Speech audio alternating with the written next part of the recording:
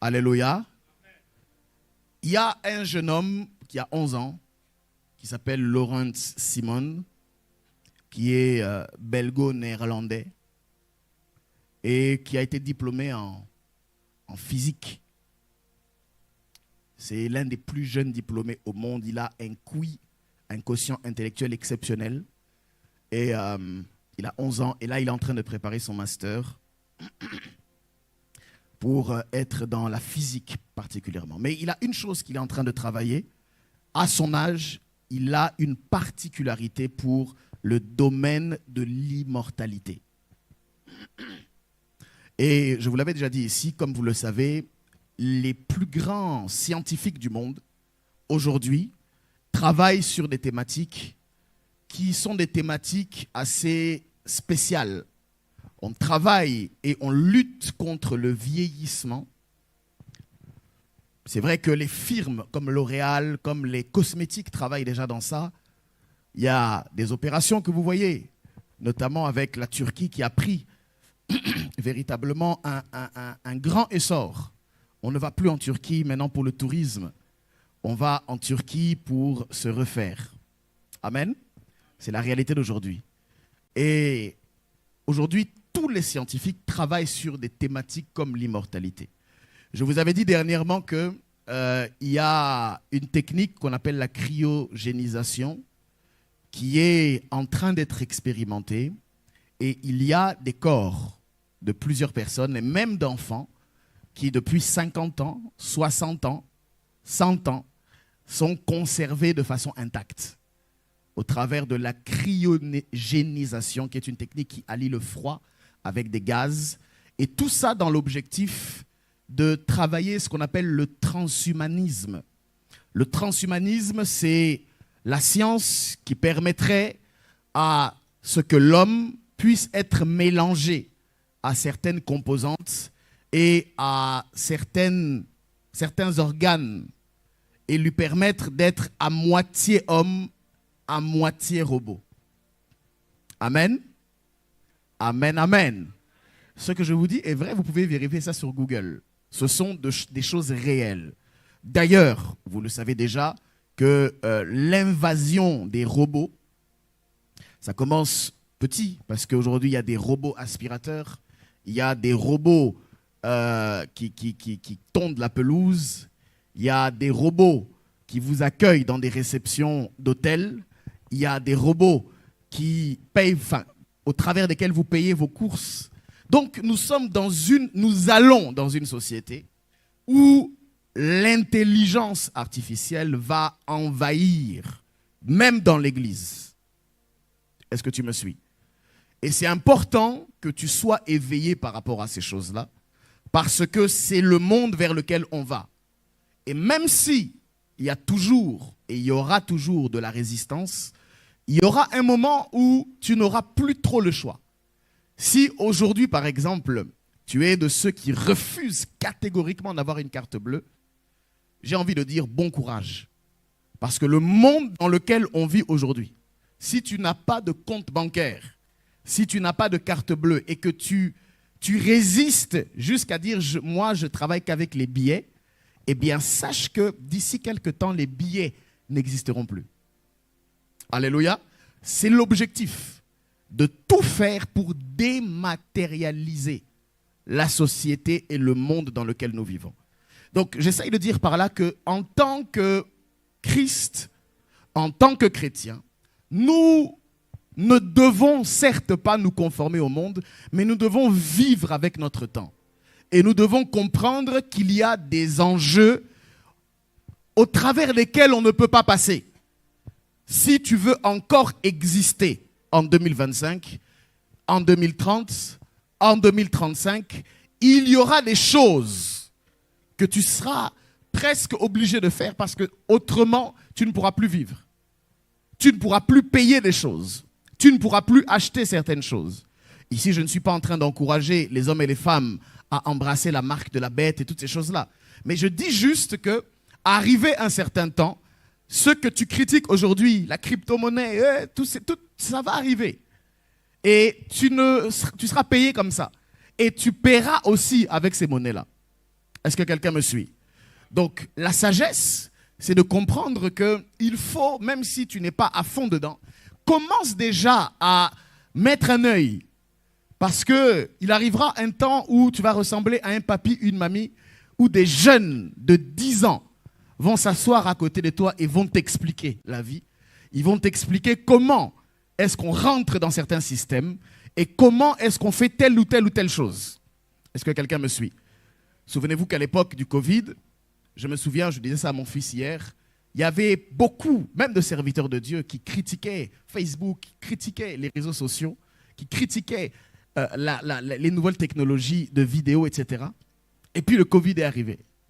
Et les mêmes personnes qui critiquaient ça se retrouvent maintenant sur Facebook en train de prêcher à leurs bien-aimés. Voyez, tu peux critiquer quelque chose, mais à un moment donné, quand tout est fermé, tu fais comment?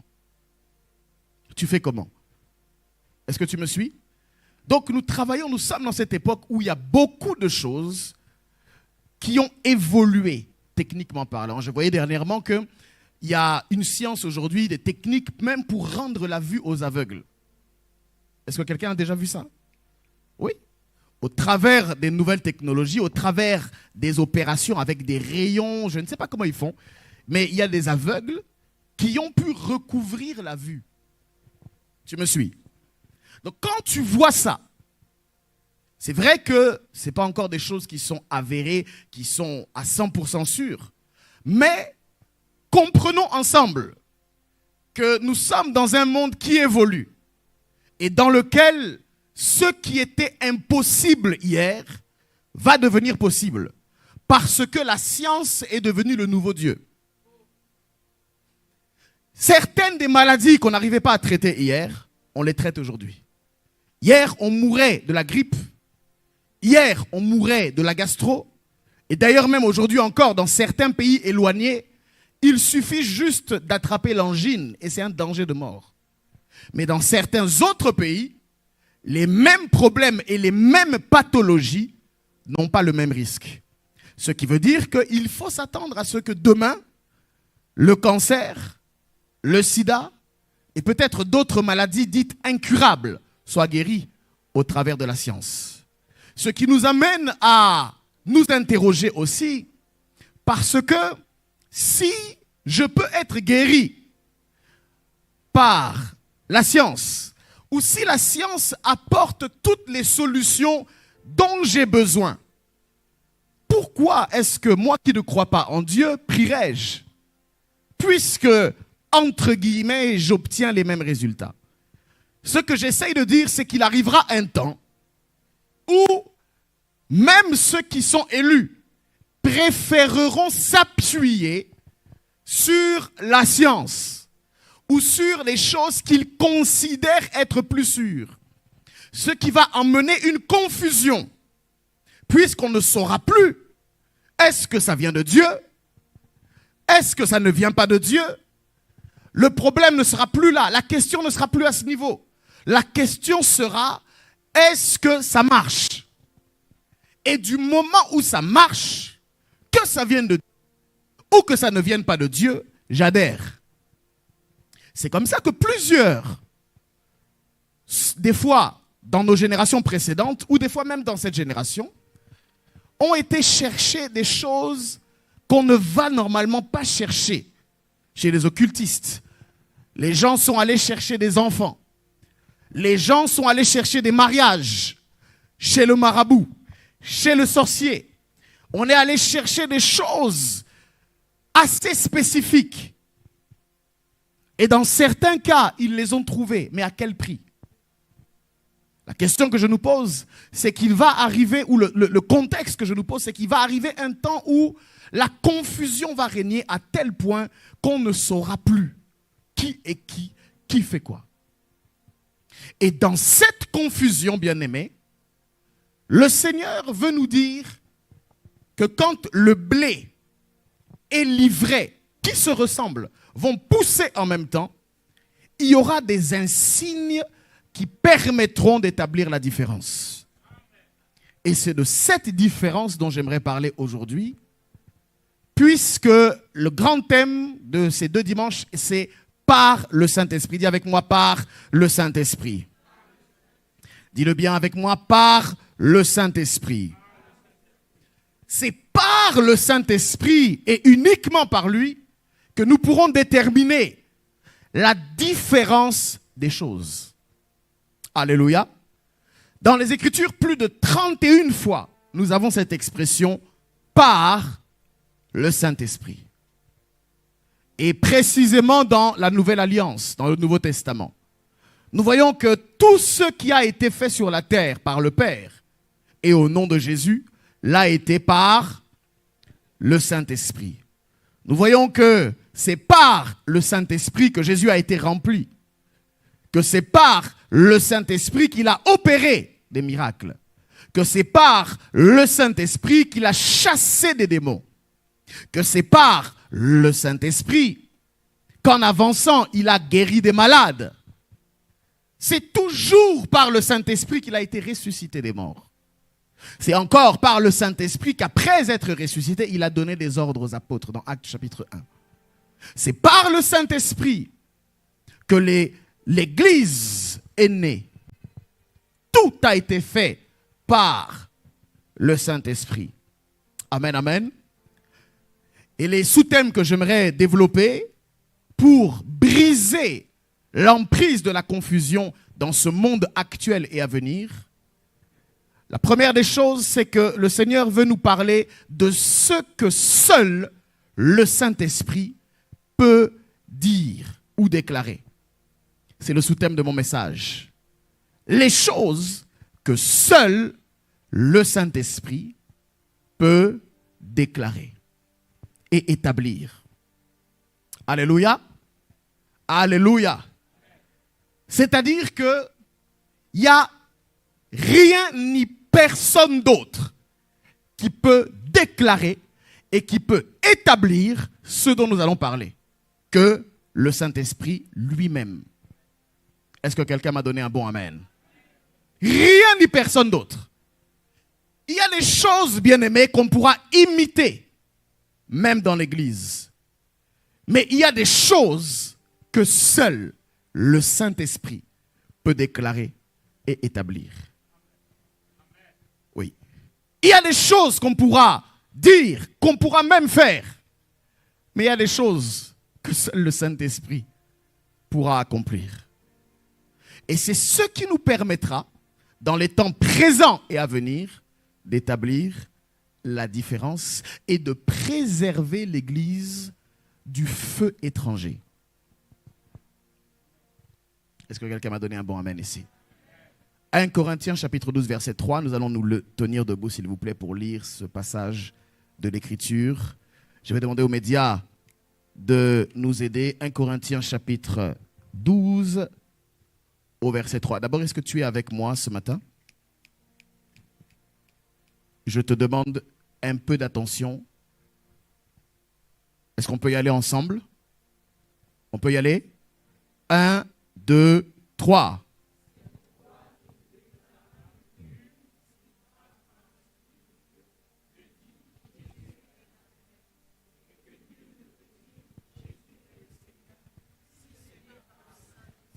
Est-ce que tu peux répéter? 1, 2, 3.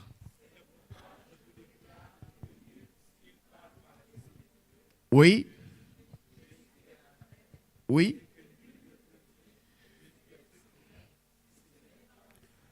Une dernière fois. 1, 2, 3.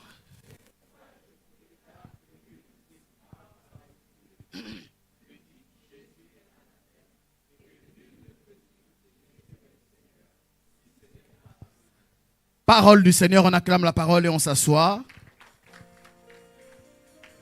Alléluia. Bien-aimés dans le Seigneur, parler de Jésus, confesser Jésus comme Seigneur, proclamer sa seigneurie sur nos vies, ce n'est pas un simple acte d'intelligence humaine. Ce n'est pas non plus une proclamation religieuse automatique. La vraie déclaration de foi, elle naît de l'action du Saint-Esprit, dis avec moi Saint-Esprit, en nous. Le Saint-Esprit est l'architecte de la vraie confession de foi.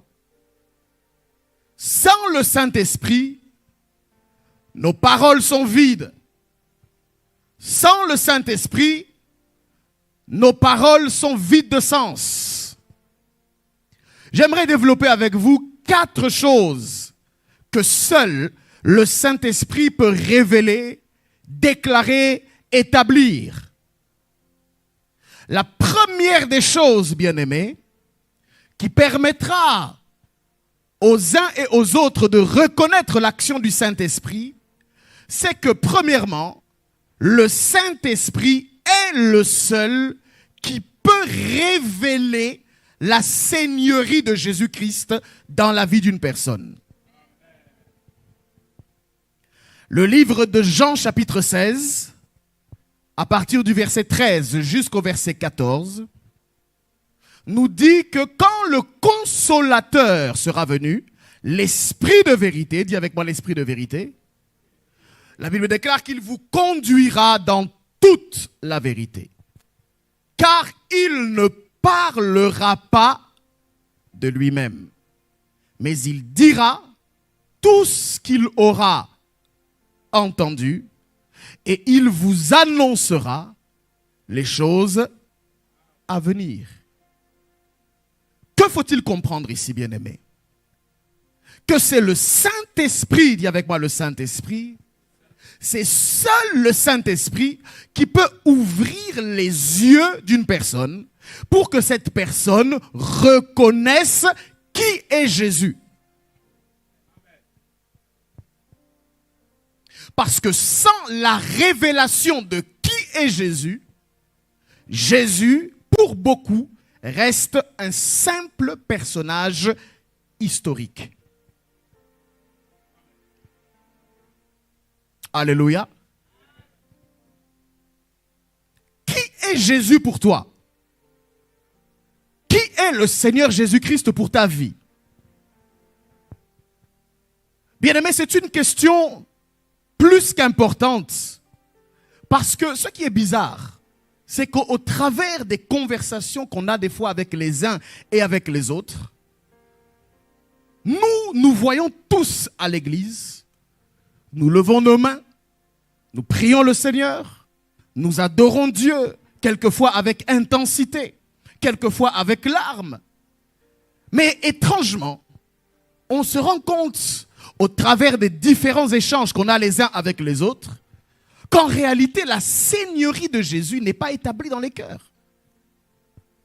Et nous avons tendance à observer que pour certains dont on pensait qu'ils avaient accepté Jésus comme Seigneur, l'ont en réalité accepté comme un philosophe. Ils l'ont accepté, oui, mais comme un guide, au même titre que Bouddha, au même titre que certains Indiens qui donnent des conseils, au même titre qu'un philanthrope, un humaniste. Qui est Jésus pour toi? Et qu'est-ce que la révélation du Seigneur implique dans ta vie? Pour certains, Jésus est un ensemble, est un bon penseur qui a collecté un ensemble de paroles qui sont bien pour les gens. Quelqu'un qui veut du bien. Toutes ces choses ne sont pas mauvaises. Mais la chose la plus importante est que le Saint-Esprit t'ait révélé qui est Jésus en tant que Seigneur du monde. Quelle est la révélation que tu as? Bien-aimé, on peut être dans l'église et ne pas reconnaître qui est Jésus dans ce qu'il est réellement. La Bible déclare, lorsque dans Luc chapitre 24, au verset 16, deux personnes qui avaient fréquenté Jésus, deux disciples qui avaient marché avec lui, étaient en train de parler du Seigneur lorsque le Seigneur lui-même s'est approché d'eux. Mais la Bible dit quelque chose de très grave et de très puissant.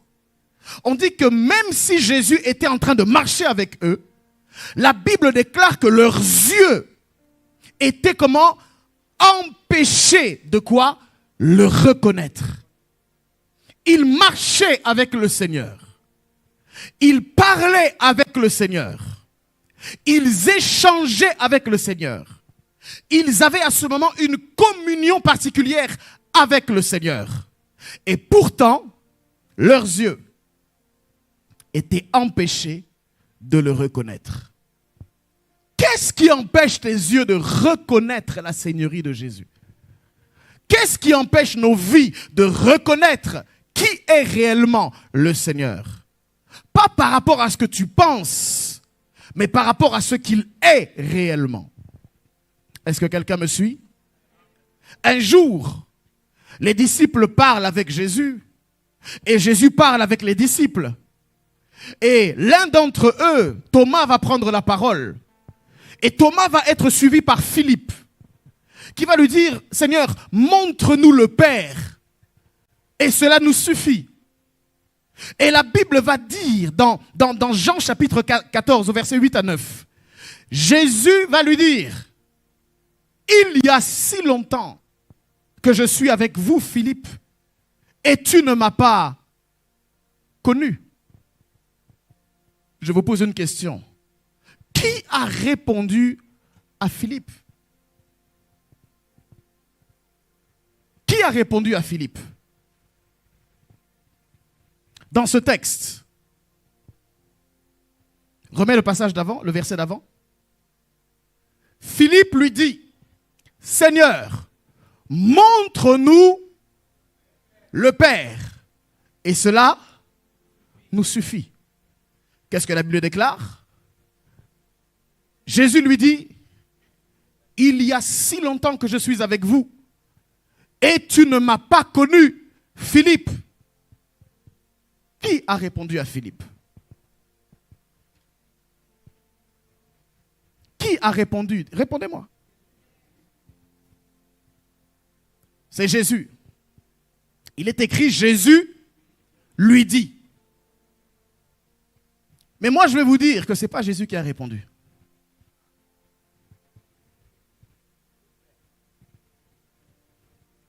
Écoutez bien la réponse. Jésus lui dit, deux points. Il y a si longtemps que je suis avec vous, Philippe, et tu ne m'as pas connu. Qui a répondu?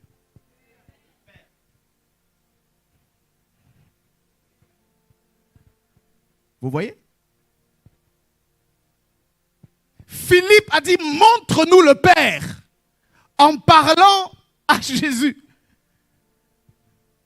Et Jésus va lui dire, il y a si longtemps que je suis avec vous, Philippe, et tu ne m'as pas connu. Et regarde ce qu'il rajoute.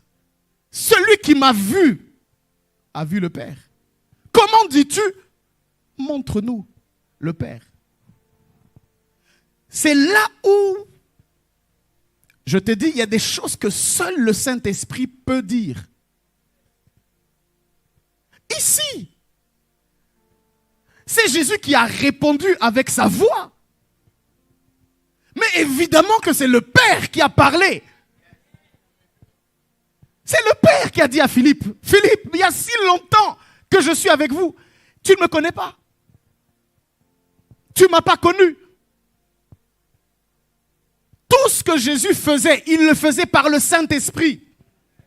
Et c'est le Saint-Esprit qui a permis à ce que Jésus soit emprunté comme un vase pour que le Père, à qui Philippe s'adressait indirectement, puisse lui répondre. Philippe, mais c'est moi. Je suis avec vous depuis longtemps, tu ne me connais pas. Et celui qui a vu le Fils a vu le Père. Je sais que tout le monde n'a pas compris. Je sais que tout le monde n'a pas saisi. Mais ceux qui ont cette petite pensée spirituelle vont comprendre qui a répondu. Est-ce que quelqu'un me suit?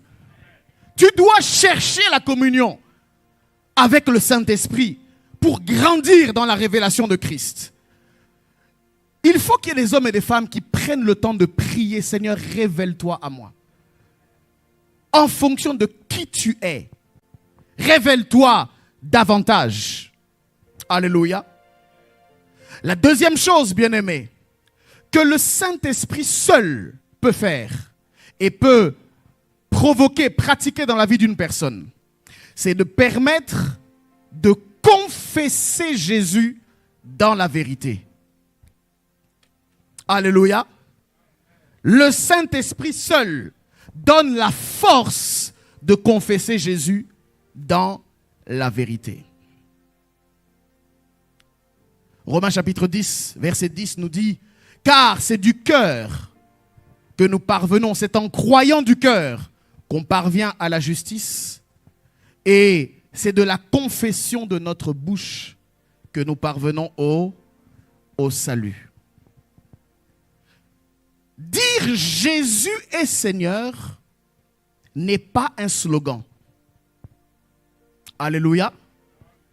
Dire Jésus est Seigneur, ce n'est pas juste une parole, mais c'est un acte de foi authentique qui est inspiré par le Saint-Esprit. Alléluia. Il ne s'agit pas seulement de parler, mais il s'agit de confesser avec conviction que Jésus est réellement Seigneur. Je voudrais encourager à quelqu'un à renouveler son engagement verbal. Alléluia. Afin que tu sois en mesure de déclarer chaque jour, pas seulement avec tes lèvres, mais avec toute ta vie, que Jésus est Seigneur. Et ça, seul le Saint-Esprit peut le faire. Alléluia. Ne permets jamais que ta confession devienne froide. Ne permets jamais que ta confession devienne automatique. Ne permets jamais que ta confession devienne stérile. Alléluia. La confession authentique, c'est celle qui enflamme une âme pour la passion de Dieu. Alléluia. Troisième et avant-dernière chose. Seul le Saint-Esprit nous empêche de maudire ce que Dieu a déjà béni.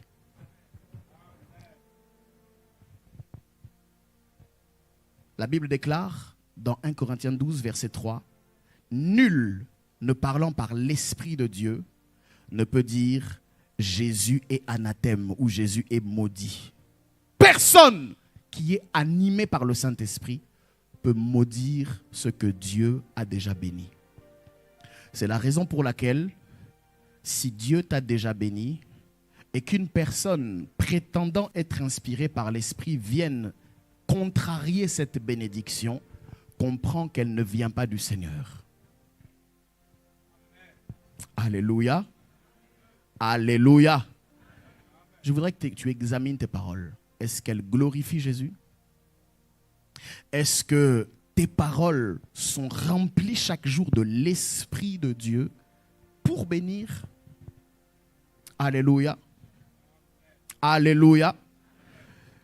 Tu vois, c'est pour ça qu'aujourd'hui, lorsque tu n'es pas établi dans le ministère, en principe, tu n'as pas la permission de venir maudire ou d'annoncer quelque chose de malheur dans la vie d'une personne.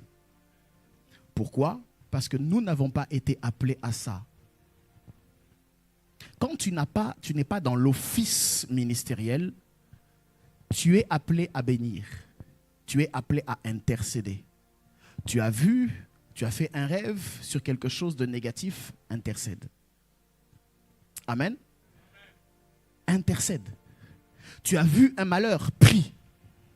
Ne viens pas nous embrouiller pour venir annoncer comme un prophète de malheur. Tu n'as pas été établi. Tu n'as pas été dans l'office. Amen. bénis avec ta bouche. Prie. Prends le temps de l'intercession. Prends le temps de porter les fardeaux d'autrui. Fais l'œuvre de Dieu. Alléluia. Alléluia. Une bouche qui est remplie du Saint-Esprit, c'est un instrument.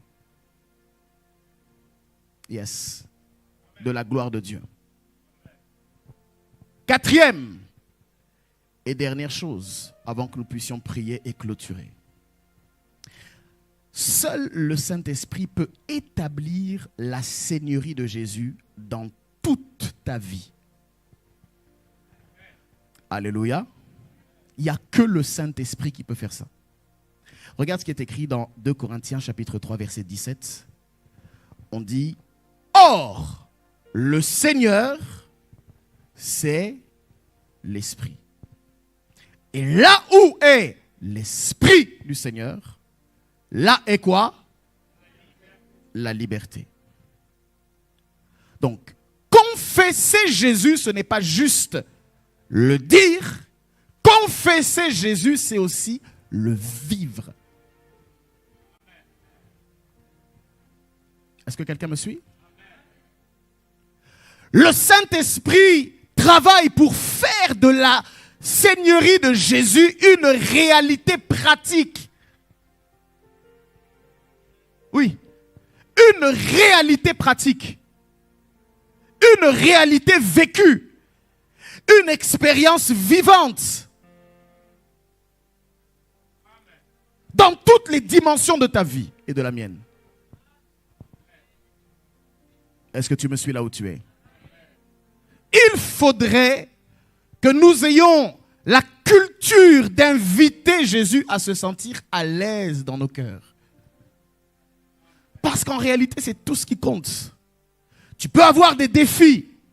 Tu peux traverser des temps de désert. Mais dans tout ce que tu traverses, dans tout ce que tu vis, il y a une seule question qui demeure et qui est la plus importante. Est-ce que Jésus va bien dans ton cœur?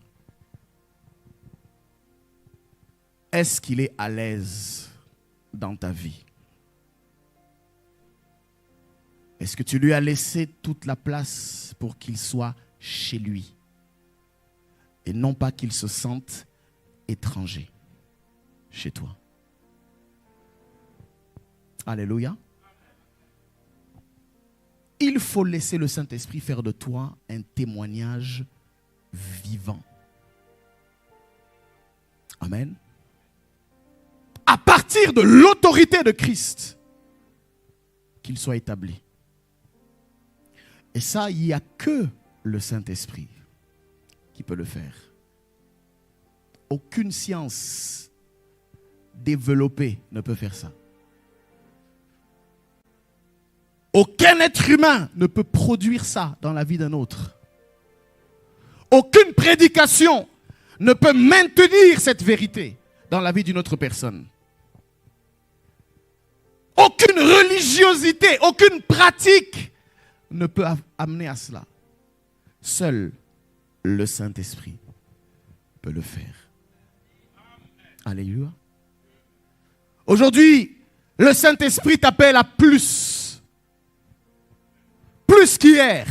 Aujourd'hui, le Saint-Esprit t'appelle à une vie de confession verbale, mais aussi physique, où le Saint-Esprit prend la place où Jésus est glorifié. Aujourd'hui, le Saint-Esprit t'appelle à la différence. Aujourd'hui, le Saint-Esprit t'appelle à te démarquer de ce qui est faisable habituellement. Le Saint-Esprit veut que ton cœur soit aligné avec les Écritures.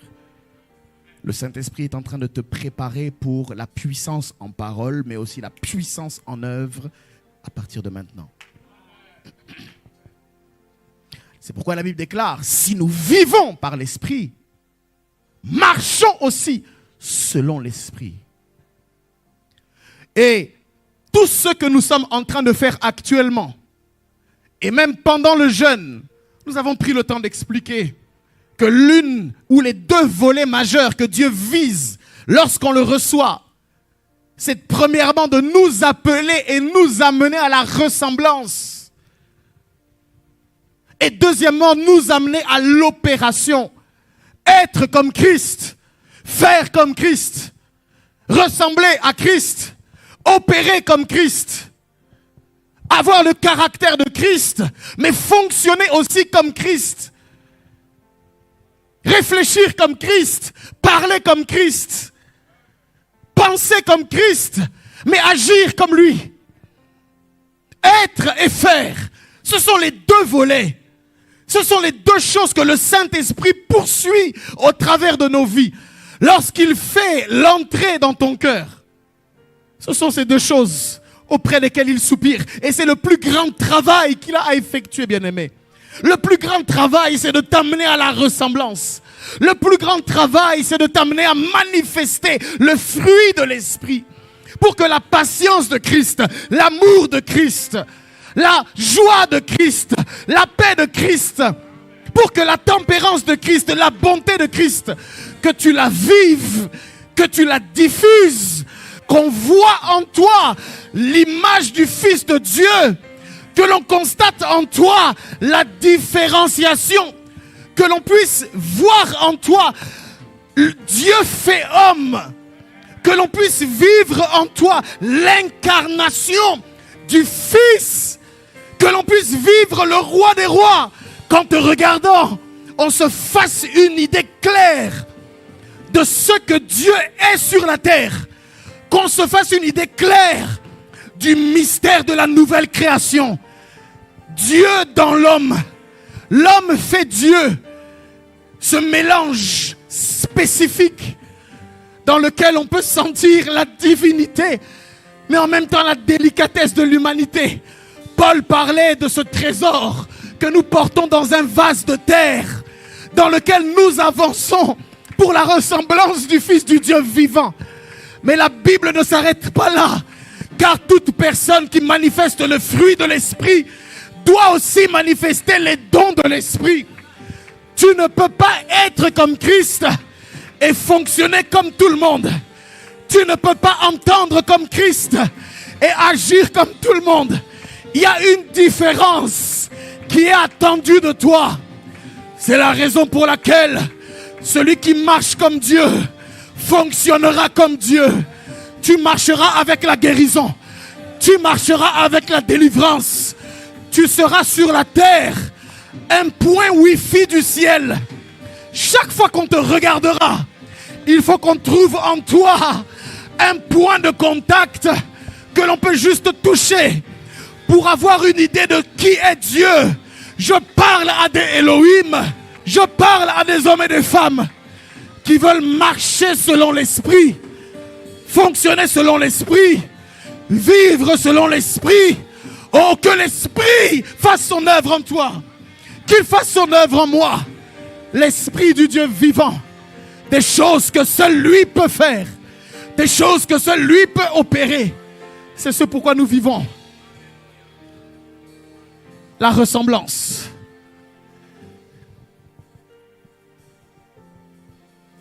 Plus de ta ressemblance, plus de toi, plus de ta ressemblance. De toi, plus de discernement de ta voix et de ta volonté, Seigneur, plus de toi. Plus de toi, c'est... Est-ce que tu peux le chanter avec nous? Plus de toi, plus de ta. Est-ce que tu peux le supplier? Plus de toi, Comme un seul homme, vas-y. plus de discernement de ta voix et de ta volonté, Seigneur, plus de toi. Dis encore plus de toi, vas-y. Plus de toi, Seigneur, plus de toi, plus de ta ressemblance, plus de toi, plus de discernement ta volonté. ta volonté, Oh, oh. Seigneur. Est-ce que tu peux le déclarer encore fort? Plus de toi. De toi, Déclare-le, déclare-le. plus de toi, plus de ta ressemblance, plus de toi, plus de discernement de ta voix et de ta volonté. Yes. Seigneur, plus de toi. On va prier dans quelques instants. Mais pendant que tu es dans cette atmosphère, j'aimerais, alors que nous sommes dans l'élan et dans la pensée de ce jeune Immersion 21, que tu sois en mesure de t'attacher au Saint-Esprit, car lui seul révèle vraiment qui est Jésus. Seul le Saint-Esprit rend ta confession vivante. Seul le Saint-Esprit nous garde fidèles à la gloire de Christ. Seul le Saint-Esprit fait de notre vie une véritable proclamation que Jésus est Seigneur. J'aimerais que tu dises, viens Saint-Esprit, glorifie Jésus dans ma vie. Est-ce que tu peux le dire pendant 2 minutes? Avant que nous puissions passer, nous allons prendre 3 ou 4 points de prière et nous allons clôturer. Dis seulement, viens Saint-Esprit. Viens glorifier Jésus dans ma vie. Viens glorifier Jésus dans ma vie. Il n'y a que toi qui peux le faire. Aucune intelligence humaine, aucune sagesse ne peut le faire si ce n'est toi. Rien ni personne. Rien ni personne. Rien ni personne. Glorifie Jésus, s'il te plaît. Il n'y a que toi. Il n'y a que toi qui peux faire ça. Il n'y a que toi qui peux faire ça. Il n'y a que toi qui peux faire ça.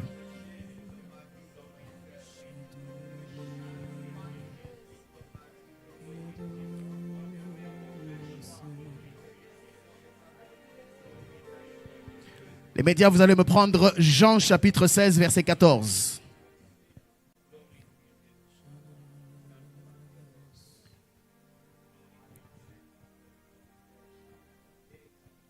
Il est écrit ceci, en parlant du consolateur et de l'esprit de vérité. Il me glorifiera parce qu'il prendra de ce qui est à moi et vous l'annoncera. Tout ce que le Père a est à moi. C'est pourquoi j'ai dit qu'il prend de ce qui est à moi et qu'il vous l'annoncera. Tu vas prier pour la révélation du Fils par le Saint-Esprit.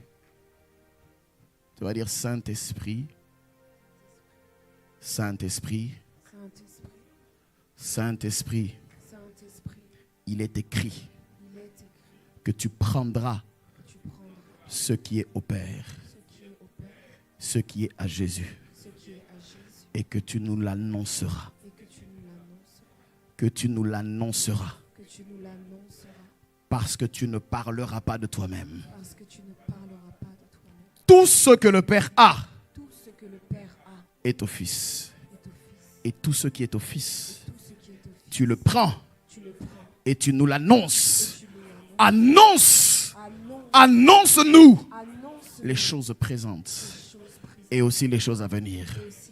Esprit de révélation, parle-nous, parle-moi, révèle-moi, fais tomber les écailles de mes yeux, déchire le voile qui est devant mes yeux et que je contemple comme dans un miroir, de gloire en gloire, la face du Seigneur, comme par le Seigneur, l'Esprit. Là où tu es, tu vas prier. Et tu vas dire, Seigneur, révèle-toi à moi. Que l'Esprit de révélation me parle. Que l'Esprit de révélation me parle.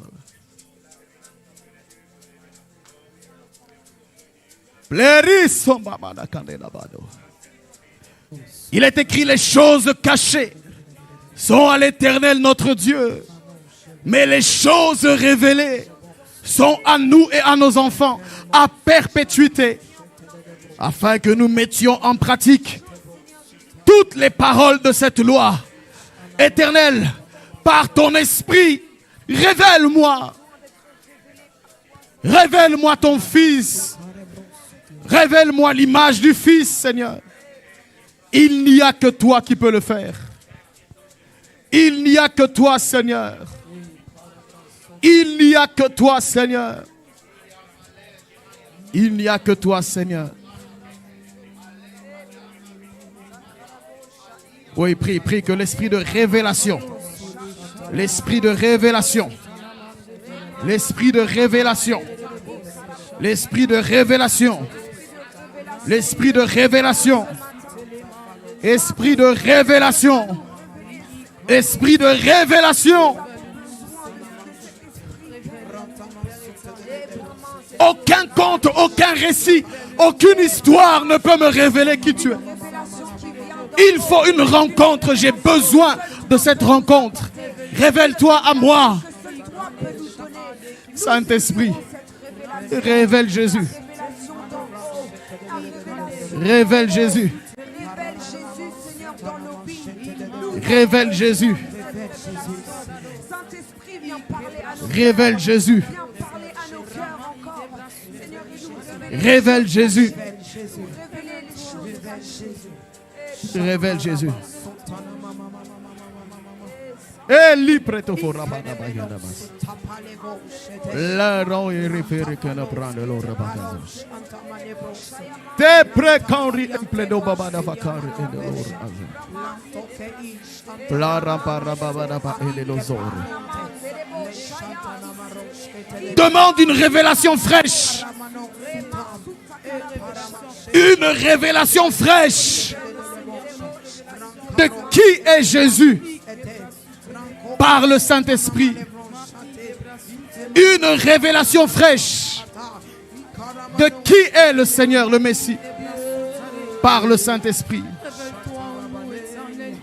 Une révélation fraîche. Une révélation fraîche. Une révélation fraîche. Une révélation fraîche. Esprit de révélation. Laura Parakadaba. Au nom de, tu vas prier pour que ta bouche soit attachée à la vérité et à la foi. Mais Romains chapitre 10, verset 10, la Bible déclare ceci. Car c'est en croyant du cœur qu'on parvient à la justice. Mais c'est en confessant de la bouche qu'on parvient au salut. Selon ce que dit l'Écriture, quiconque croit en lui ne sera point confus. C'est en confessant de la bouche. Tu vas prier en disant Seigneur, Seigneur, remplis ma bouche de la vérité et remplis ma bouche de la foi. Que ma bouche soit le véhicule qui m'amène au salut, qui m'amène à expérimenter le salut dans toutes ses dimensions. Que ma bouche soit le véhicule qui m'amène à expérimenter le salut dans mon esprit, le salut dans mon âme le salut dans mon corps. Que le salut soit mon partage. Tu vas prier afin que ta bouche soit remplie de foi, remplie de vérité. Sur base de ce verset, là où tu es, commence à élever la voix et à prier au nom puissant de Jésus. Tu vas prier pour ta bouche.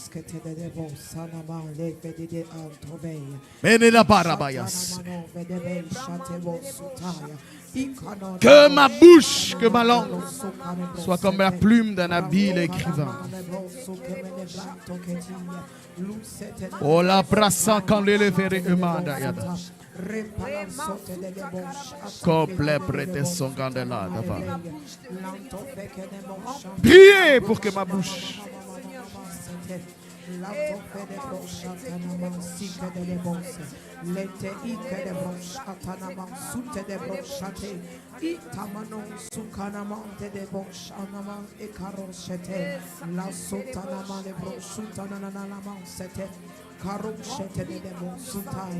Mantekelish et brosu et kanumene aye lance et falo cheve mantove de brosu tane maye lanto karabrasote de boshaya man ike de brosu te mene braye leta mene mosha e karebrasu tane ne lancha e palo suta minke e falunte feya lanchante bosutana na mansute ranta valibe de maye Ikanum suta de brosa e palo su emene amon kedei pare frasute de boshaya mane man kedere asa ishate de bosuta mane brosa pe ikanonte lanso pa ifene mane lanto kedere brosa Hey, kumama love andeza. pa osuka e fanye maneraye lote paluski te man kedei la chante de bosutana mane brante de ante lucite. Tu vas mettre le psaume 141. Au nom de Psaume 141, verset 3. Tu vas toujours prier sur ta bouche. Le Saint-Esprit est en train de dire que ta bouche ne devienne pas pour toi un piège. Amen. Tu vas prier que ta bouche ne soit pas un piège pour toi. La parole de Dieu déclare au verset 3. Éternel, mets une garde à ma bouche et veille sur la porte de mes lèvres. Il est impossible que le Saint-Esprit te fasse dire des choses contraires à la volonté et à la pensée de Dieu. Tu vas dire, Seigneur, que ma bouche ne devienne pas un piège. Je prie que par le Saint-Esprit, tu mettes une garde et que tu veilles sur la porte de mes lèvres. Là où tu es, tu vas prier et tu vas demander cette force au Saint-Esprit. Que je ne sois pas celui qui sabote mes propres prières. Ne sabote pas tes propres prières. Ne gaspille pas ta foi. Qu'une garde soit mise à ta bouche. Qu'une veille soit à la porte de tes lèvres. Prie le Seigneur. Que tu ne sois pas en contradiction avec la foi que tu professes. Seigneur, remplis ma bouche de ta gloire. Mets une garde à ma bouche. Empêche à ma bouche de déclarer des choses contraires à ta parole, contraires à ta volonté, contraires à tes pensées, contraires à ce que tu veux. Que la veille soit mise au nom de Jésus. Prie le Seigneur là où tu es. Elito manabaya. Et cantople araza. Pelou pressan. Que ma bouche ne soit pas un piège. Que je ne tombe pas dans le piège de l'ennemi. Aide-moi, Seigneur. Mets une garde. Scelle mes lèvres. Que seule la parole, seules les Écritures, seule ta puissance.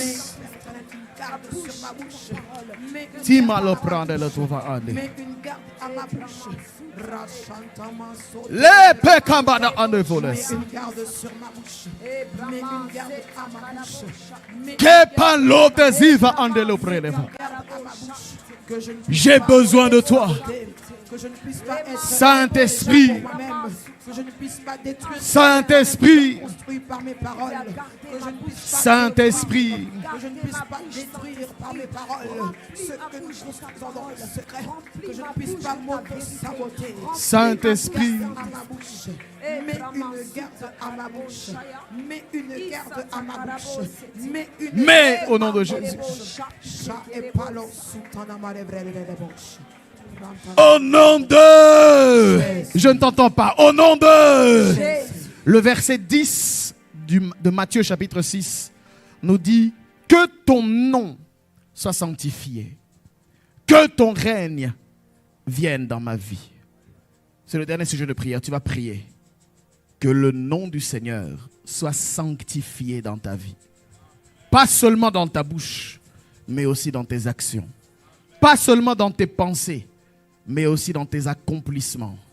Tu vas prier que le nom du Seigneur soit sanctifié. Et tu vas dire, Seigneur, que ton règne vienne par le Saint-Esprit. Jésus disait, si l'Esprit de Dieu chasse les démons, si c'est par l'Esprit de Dieu que les démons sont chassés, alors le règne de Dieu est parmi vous. Tu vas dire que le règne de Dieu vienne s'emparer de ma vie, s'emparer de mon environnement, s'emparer de ma maison, s'emparer de mon église, s'emparer de mes études, s'emparer de mon mariage, s'emparer de la vie de mes enfants. Là où tu es, j'aimerais que tu commences à élever ta voix et que tu commences à prier et que tu commences à prier. Que ton nom soit sanctifié, que ton nom soit mis à part, que ton nom soit glorifié, mais surtout que ton règne vienne. Nous espérons que ce message vous aura fait passer de l'information à la transformation. Nous bénissons le Seigneur de nous avoir suivis et nous vous invitons à activer la petite cloche pour être en mesure de suivre toutes nos actualités, nos nouveautés, bref, d'être connectés. Alors faites-le rapidement et par la suite nous pourrons encore davantage partager la parole, les Écritures et ainsi commencer une belle aventure dans le Seigneur. Que Dieu vous bénisse et que le diable vous oublie.